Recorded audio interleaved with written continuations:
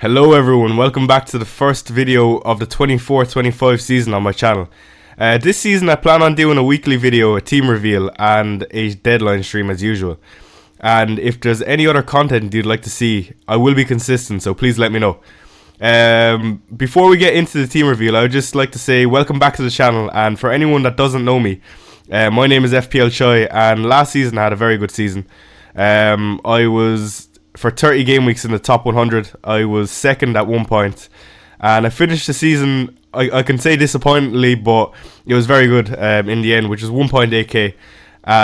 This is my 7th season of playing FPL, and I also have a top 5k, which was in 2021. So if you want to support my channel, welcome, and let's get into the team. Also, join my mini league before we get into the team. So thank you. So this is the draft, and it's definitely subject to change, but on goal first, we're going with Andre Onana. At 5 million last season, he recorded the third most points for a goalkeeper. And in my opinion, United had a very poor season.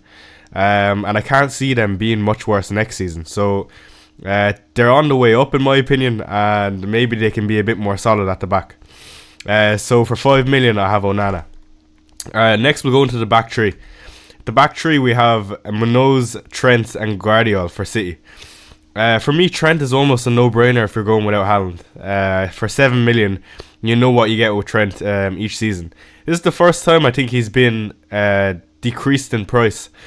And I just feel like with Arne Slot, I know it's going to be a turnover, but I can still see big things from Trent playing inverted.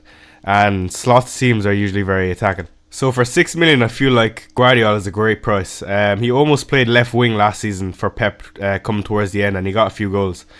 So he's definitely a good option, and he'll be in most of my teams, I think.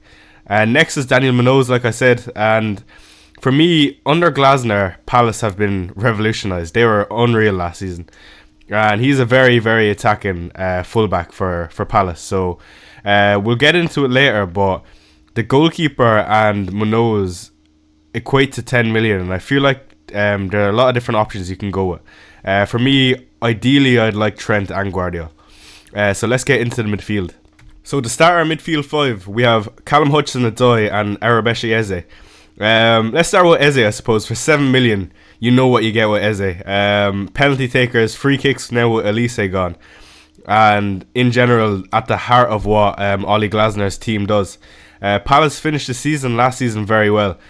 So I'm looking forward to owning Eze, and I would love him at Spurs, but I don't think that's going to happen.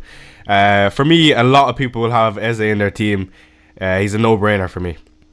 Next is Hudson-Odoi.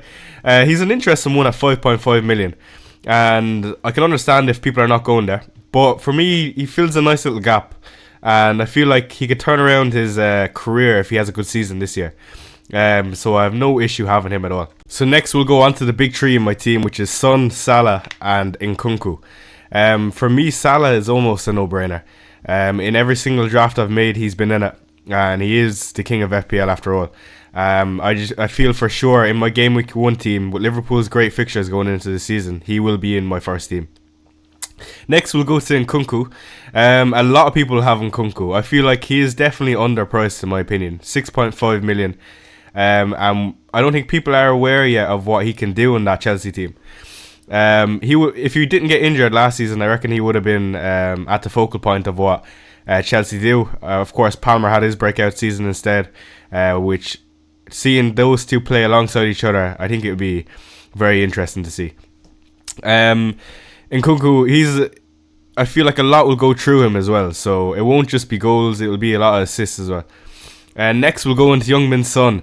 So a lot of people are talking about Foden versus Palmer versus Saka, but Son is not being included in this conversation, which I find interesting, but that's fine with me. At 9%, Son is 10 million, and he's on penalties, and you could easily see him get 20 to 25 goals next season, especially if Tottenham play a bit better than they did last season. This is the first time in a while Spurs have had their manager for the second season, so give Andrew pre-season, and I feel like Tottenham can do fairly well. So this is how our 5 midfielders line up for our matchday 1 team. with Nkunku on the bench, Eze starting, Salah, Son, and Hudson-Odoi. Nkunku on the bench versus City at home, I don't think many people will argue on that. But if you want to start him, that's no issue at all. Maybe for the odd chance he gets something. So let's get into our 3-4s, who you're probably not expecting. So our 3-4s are Darwin, Isak, and Richarlison. And I know a lot of people are probably laughing at that, and you're right to do so because Richarlison's not even fit. But let me explain. He's basically a filler for whoever Tottenham do have up top for when the season starts. Whether that's Richarlison, which I don't know if he's going to be fit or not to start, but if it's Brennan Johnson, who I think has a chance to play down the middle, or if it's one of the younger boys. But I want Tottenham's number 9 for the season to come. I just feel like we'll score a lot of goals this season. So whether it's Richarlison or not, for 7 million, Tottenham striker will be good value in my opinion. So next I suppose we'll go on to Darwin Núñez, who also attracts a bit of heat. 7.5 million for Darwin Núñez. I can't look past the fixtures. My only issue with Darwin is whether or not he's going to start over Jota, but I do think there is a good chance he starts.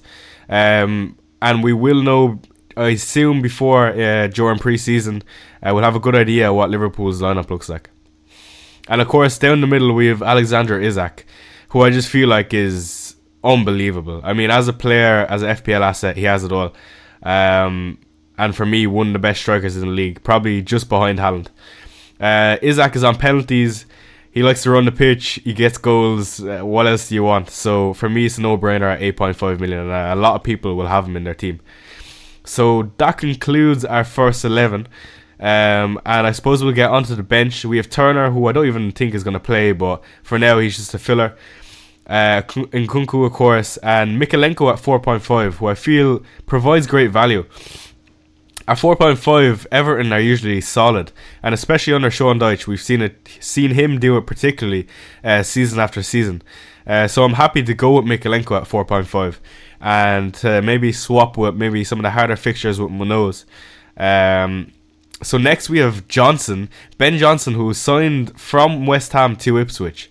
No one is talking about him, and maybe they're right to not talk about him, but for me, I seen him start right wing for West Ham last season, and to be honest, I was impressed with him. He has a good pass and he's quite tidy on the ball.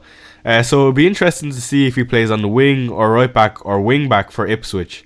But for me, at 4 million, I think I'll be taking a risk with him as my 4 million asset.